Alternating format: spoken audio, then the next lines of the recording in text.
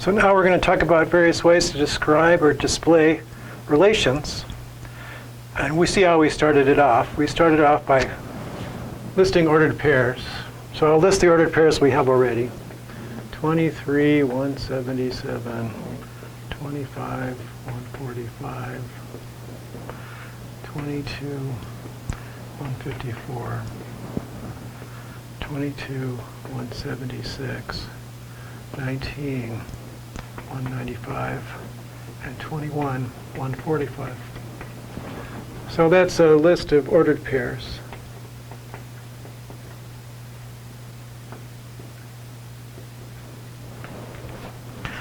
Sometimes we want to use arrow diagrams. We'll make an arrow diagram. So for an arrow diagram, you basically have domain here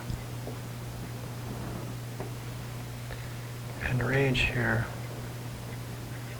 So I put all the first coordinates in the domain box.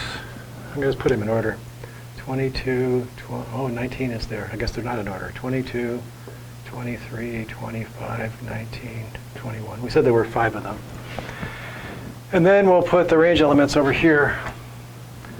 I've given up on organizing things. Okay, 177, 145, 154, 176, 195, like that. 145 is already there. And then we join each element in the domain to its partners over in the range. So 22 goes to 176. That's this guy. And also goes to 154. So we make an arrow like that. And 23 just goes to 177. 25 goes to 145. 19 goes to 195. And 21 goes to 145 again.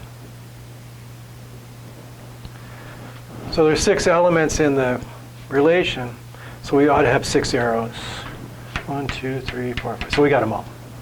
That's how that looks. We can also, instead of writing things as pairs, we can make a table of values. The table looks like domain elements here and range elements here. So we just separate our ordered pairs across a line like that.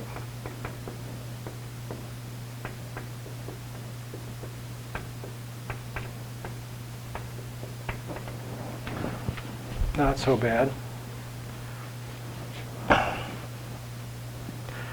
We could also make a graph. So here we'll put the domain here and the range values here. Be careful how we set it up. So it looks like we want the domain values to be like something like, back this up here, 19, 20, 21, 22, 23, 24, 25.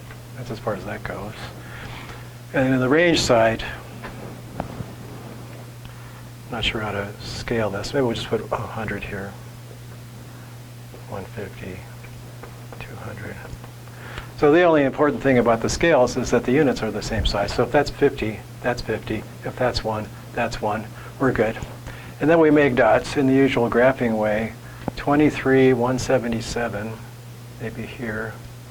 25, 145, maybe there. 22, 154 here. 22, 176 up here. 19, 195 over here, and 21, 145, maybe there, like that. So that's ordered pairs. That's one way. Arrow diagram, that's 2 ways. Table, that's 3 ways. A graph, that's 4 ways of talking about organizing or displaying a relation. And finally, we could say, by some kind of rule. And the rule is just what we said when we started this off. X, Y as X equal to the age and y equal to weight of some people unspecified at the moment.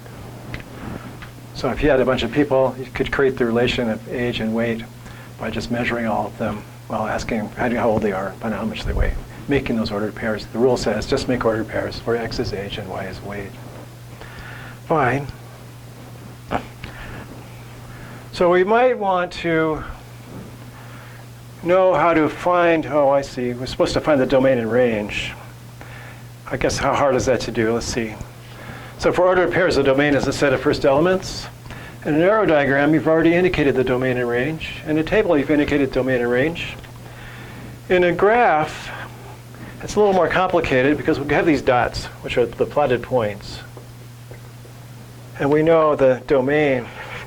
To find the domain, we have to go down here and look at the possible x values.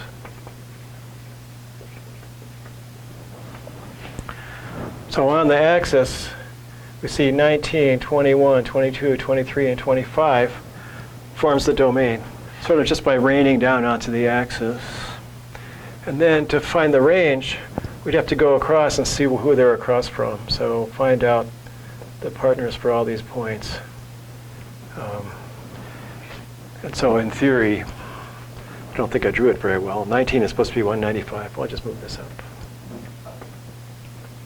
So there's 195. That's one of the range values. 145, I guess, is here.